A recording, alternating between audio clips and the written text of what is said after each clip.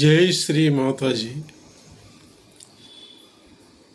ఆదిశంకరాచార్యుల యొక్క కృతి భవానీ భుజంగ స్తోత్రం ఒకసారి మనం చూద్దాం. భవానీ తల్లిని ఎలా స్తుతిస్తున్నాడు ఆయన. 153 రచనల్లో అధిక భాగం ఆఖ్యానాలు, కామెంటరీస్, స్తోత్ర గ్రంథాలు, మూడోది ప్రకరణ గ్రంథాలు. ఈ 3 రాశాడు ఆయన. 32 సంవత్సరాలు వెళ్ళిపోయినప్పటికీ అనంతమైనటువంటి వాంగ్మయాన్ని మనకిచ్చి వెళ్ళిపోయాడు.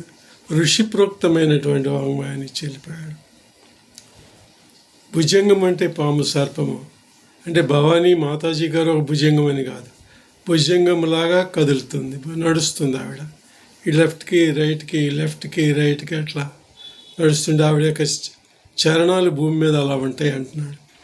శరణ్యే వరేణ్యే సుకారణ్యమూర్తే హిరణ్యో ఆరాధ్య రగణ్యే సుపుణ్యే భవారణ్య దేచ్చ మాంపాహి భద్రే నమస్తే నమస్తే నమస్తే భవాని.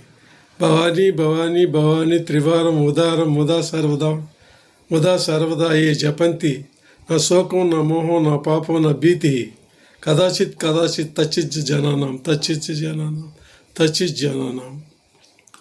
అంటే అలాంటి తల్లికి ఇలాంటి కుమారులయ్యా, ఇలాంటి బిడ్డలయ్యా, ఎంత తేజవంతులయ్యా, వీళ్ళందరూ ఆత్మసాక్షాత్కారులయ్యా, హృదయ వికాసమైనటువంటి వాళ్ళయ్యా, ప్రపంచాన్ని మార్చేవాళ్ళంటాయా అని ఎంత గొప్పగా ఆయన ఆ తల్లికి ఈ బిడ్డలకి సామరూప్యంతో చక్కగా వర్ణిస్తున్నాడు. Thank you very much. జై శ్రీ మాతాజీ.